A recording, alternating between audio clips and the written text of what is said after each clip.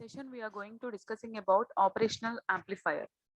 The topics to be covered in this session are what is op-amp, circuit symbol and pin diagram, ideal op-amp and characteristics of ideal op-amp and non-ideal op-amp applications. Now see the definition of operational amplifier.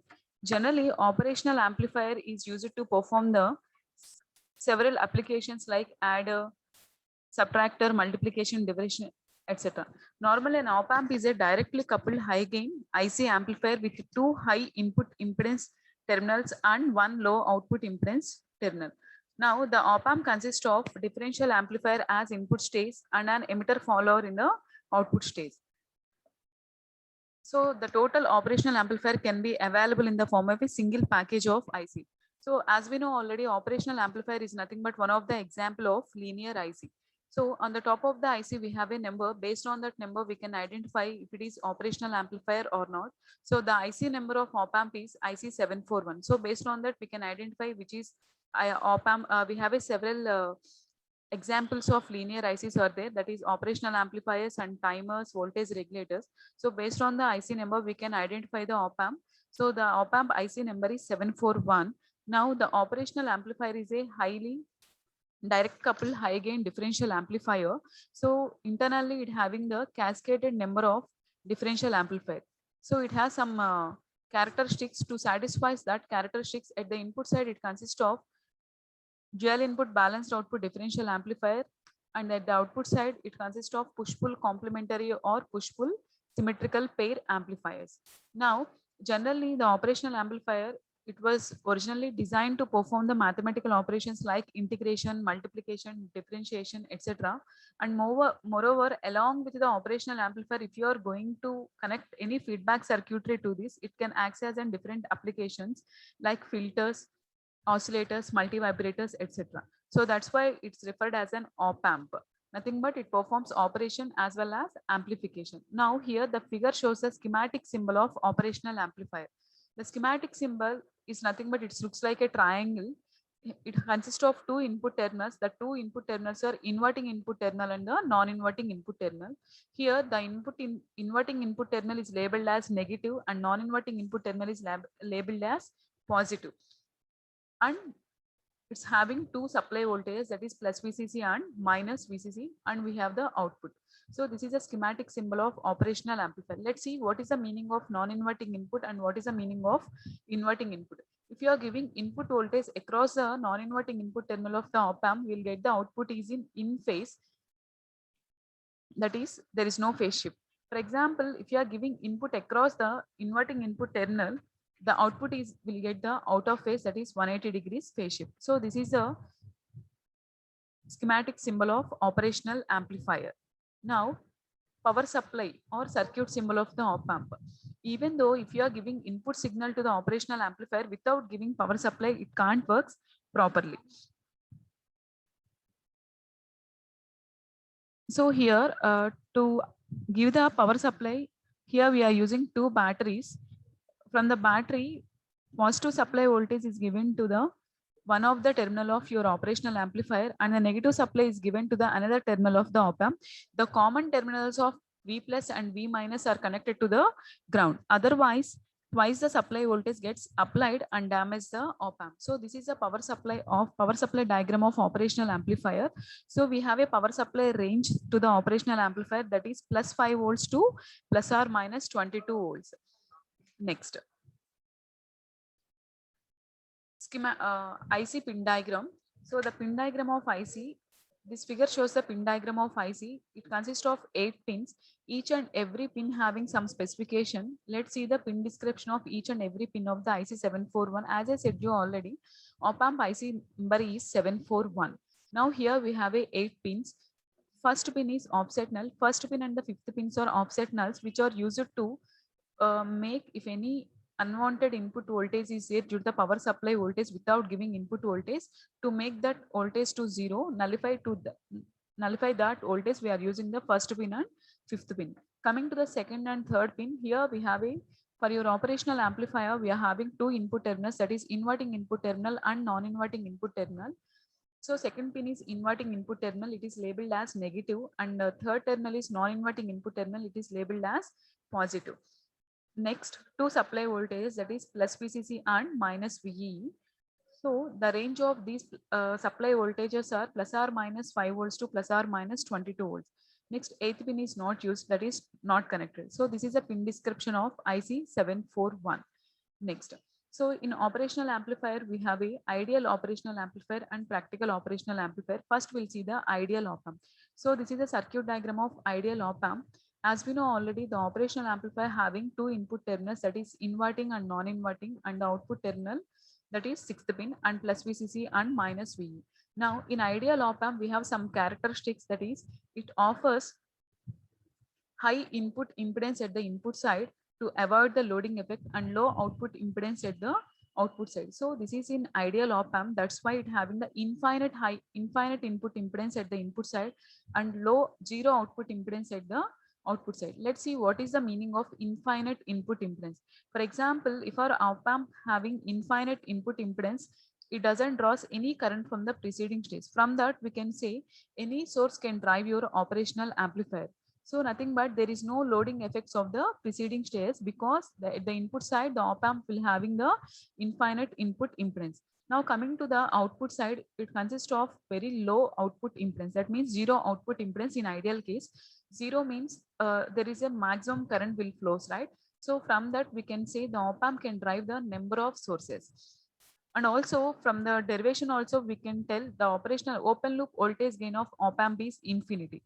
As we know already, gain formula AOL is equal to output voltage by input voltage. So in ideal op-amp, without giving any input signal, that is V1 is equal to 0, V2 is equal to 0, the output is 0, right? Now the formula of gain A is equal to V0 by VI. Just take VI is 0, anything by 0 is infinite. From that, you can say the open loop gain of the ideal op-amp is infinity. And it has a infinite input impedance and zero output impedance.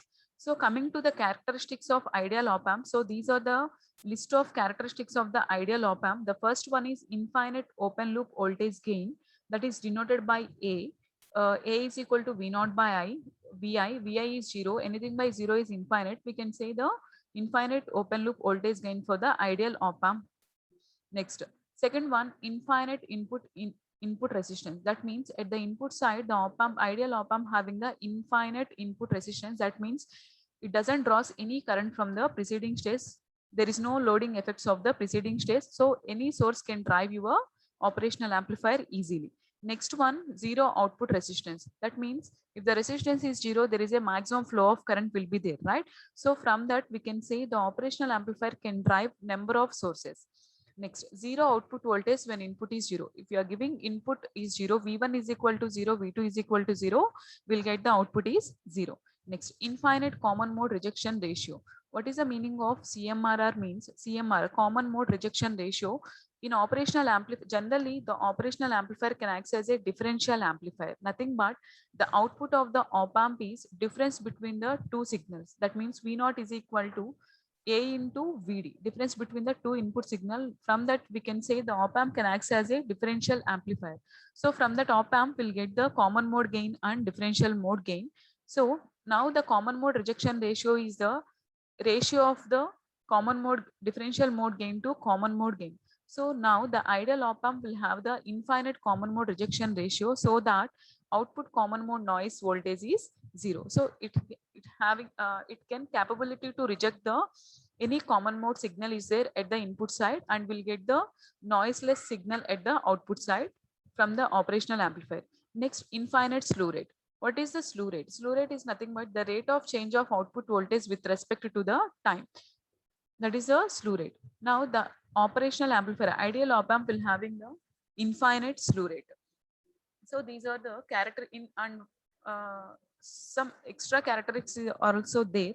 That is infinite bandwidth. Infinite bandwidth means it allows the frequency ranges from maximum frequency to minimum frequency. So these are the ideal characteristics of operational amplifier. Now coming to the practical, no practical circuit will satisfy the theoretical conditions. Coming to the in practical circuit, we have a either maximum characteristics or low characteristics. So coming to the practical operational amplifier, we have a maximum voltage gain and maximum input resistance and minimum output resistance. So in practical, if you are giving without giving any input voltage, but we are getting the output voltage because of the supply voltages. Nothing but if V1 is equal to 0, V2 is equal to 0, but in practical op-amp we'll get the output is some voltage because due to the supply voltage, this voltage is called as a offset voltage. So in pin diagram already we have seen first pin and fifth pins are the offset null pins. The meaning of that is if without giving any input voltage, we are getting the output voltage at the input side due to the supply voltage. To nullify that voltage, we need to apply the some extra voltage at the input side. That voltage is called as a offset null voltage. So now coming to the non-ideal op-amp. So this is a non-ideal op-amp. Now here in non-ideal op-amp, we are giving input voltage at any one of the input terminal. Now the op-amp can access in a different modes of configuration, that is inverting mode and non-inverting mode and differential mode. Here we have a 3 modes of operations are there. First one is differential mode, nothing but if you are giving input voltage at both the terminals, that is V1 and V2, then it acts as a differential amplifier. Now the output of op-amp is output voltage is the difference between the two input voltage, that is denoted by the VD. VD is equal to V1 minus V2. For example, if I am giving input voltage at the positive terminal only, nothing but non-inverting terminal only, now the op-amp will act as a non-inverting operational amplifier. So we'll get the output is in phase only. Next, for example, if you are giving input voltage at the inverting input terminal, then the operational amplifier acts as an inverting mode of configuration. Nothing but we are getting the output is in out of phase, that is 180 degrees phase shift. These are the 3 modes of operation in a non-ideal operational amplifier. And moreover, we have in both ideal or non-ideal, we have the one concept that is a virtual ground concept.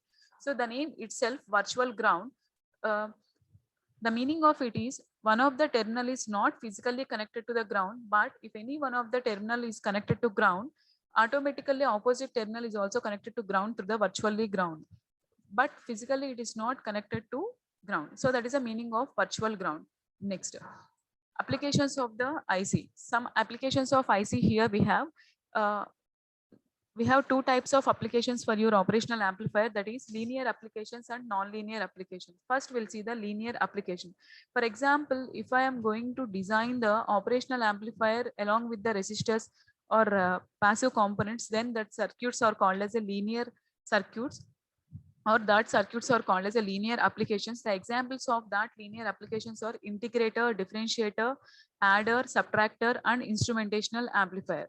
So we know already what is the operation behind the integrator, differentiator, adder, subtractor, instrumentational amplifier. Integrator is nothing but, see here, all this, these are the some of the examples of linear applications of the operational amplifier. Here we are to design these circuits, we are using operational amplifier. Along with that, we are using the passive components, linear elements. Then such type of circuits are called as a linear applications of operational amplifier. The examples are integrator, differentiator, adder, subtractor, instrumentational amplifier. Integrator is nothing but which is used to the output of the integrator is the integration of the integral of input signal. Differentiator is nothing, it acts as a low pass filter. Now coming to the differentiator, it acts as a high pass filter, and the output of differentiator is the differential version of the differentiation of the input signal. Adder, it will give the addition between the two signals. Subtractor means it gives a subtraction, difference between the two signals. Instrumentational amplifier is nothing but in any industrial oriented or commercial oriented, we need to calculate the physical parameters. In that physical parameters, we are using the transducers, but transducer alone can't provide the overall gain requirement for the display. So at that cases, we are using the operational amplifier. So such type of amplifiers are called as a instrumentational amplifier. Now coming to the non-linear applications of the op-amp.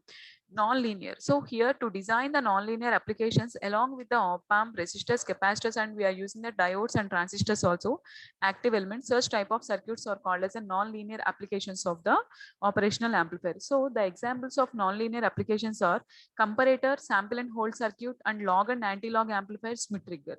So now comparator is nothing but, as name suggested, comparator, it will give a comparison between the two input signal.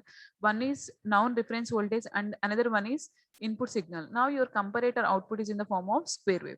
Sample and hold circuit, it performs the samples and it will give the sometimes holds and it gives the samples of the input signal, that is your output.